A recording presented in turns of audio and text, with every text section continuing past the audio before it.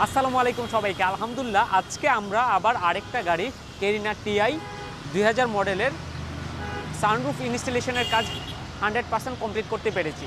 তো আমি যদি আপনাদেরকে দেখাই যে সানরুফটা ইনস্টলেশন করার ক্ষেত্রে কি কি মডিফাইড করা হয়েছে,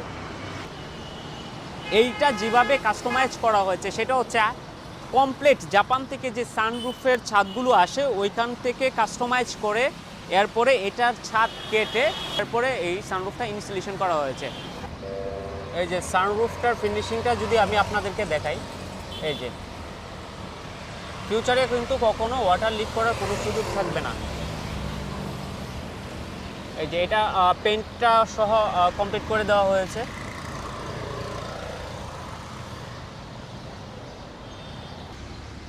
সানরুফ ইনস্টলেশন করার পর যে সিলিংয়ের যে একটা ব্যাপার থাকে, সিলিংয়ের যে ফিনিশিংটা এইটা অনেক ক্ষেত্রেই দেখা যাচ্ছে যে প্রপারলি করতে পারে না, অনেকেই সেটা প্রপারলি করতে পারে না।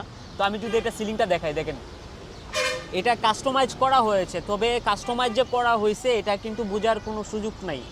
আর তাছাড়া হচ্ছে যে এই যে সিলিংটা কিন্তু 100% ব্র্যান্ড নিউ হয়ে গেছে। এটাতে আমরা যখন কাস্টমাইজ করি সিলিংটা তখন এটা ফেব্রিক্সটা চেঞ্জ করে একদম ব্র্যান্ড নিউ করে দেওয়া হয়েছে।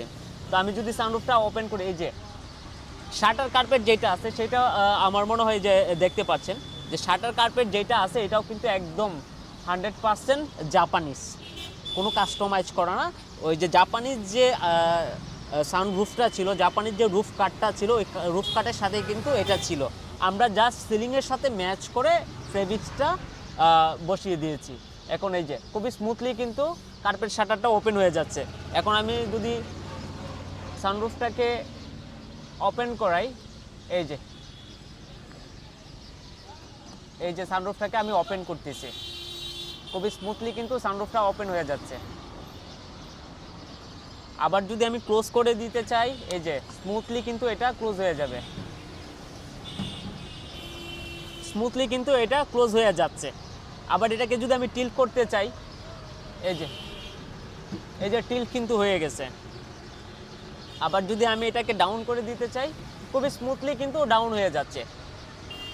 একদম জেনুইন যেভাবে সিলিং থাকে ওইভাবেই কিন্তু আপনার করা হয়েছে। আপনার দেখে মনে হবে না যে এটা আফটার মার্কেট সানরুফটা ইনস্টল করা হয়েছে।